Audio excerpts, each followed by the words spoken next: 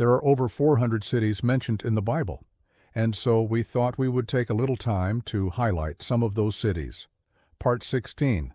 This was the capital of the Roman province of Macedonia. In the time of Paul, it was known for its silver mines. It was also the home of a famous philosopher named Aristotle. But more importantly, the Apostle Paul spent a lot of time here. He had a very close relationship with a man named Jason, who was a member of a local synagogue. And Paul stayed with him when he came to the city. One of the most important things that happened in Thessalonica is that Paul started the first church in Europe here. He preached in the synagogue. He taught the Jewish people about Jesus. And then later, after he left, they celebrated the Lord's Supper, the first time it was celebrated in Europe. Also, the first book of the New Testament, the Gospel of Matthew, was read publicly in the church in Thessalonica. So many important things happened in Thessalonica. It was really the launching pad for the gospel going into Europe, Laodicea. Laodicea was a very wealthy city. They were known for their black wool and their purple and red dyes, and so they made a lot of money off of their trade. Laodicea was also very proud. They boasted that they were self-sufficient. They didn't need anybody else's help. And this is what Jesus said in Revelation chapter 3, verse 17.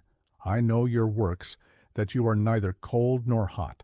I wish you were either cold or hot. So then, because you are lukewarm, and are neither cold nor hot, I will spit you out of my mouth. Jesus said that the church in Laodicea was lukewarm. They were not on fire for God. They had lost their first love. And that's what Jesus wants us to make sure that we don't do. Nain was a very small village. In fact, it's called a hamlet today. It only had about 100 people that lived there. But it's important because it was the home of the first Nazirite that we meet in the Bible. His name was Samson. And actually the angel told his mother that he was going to be a judge in Israel, and that he was going to deliver Israel from the hands of the Philistines.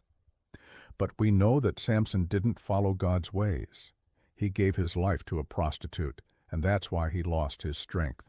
But before he died, he did defeat the Philistines. So Samson was from the town of Nain, Reba Ammon. This was a city in the region of Ammon, and it was known for its fertility. It was very wealthy. It was surrounded by walls. It had a lot of beautiful palaces. And it was the home of the prophet Jeremiah's mother. Her name was Hilkiah. She was a very godly woman, and she was actually the one who took Jeremiah to the temple and dedicated him to the service of the Lord. But later, Rehoboam became very wicked, and God sent the prophet Isaiah to tell them their fortunes. And Isaiah said that an Assyrian army was going to come against Rehoboth, Ammon, and destroy it. And that's exactly what happened.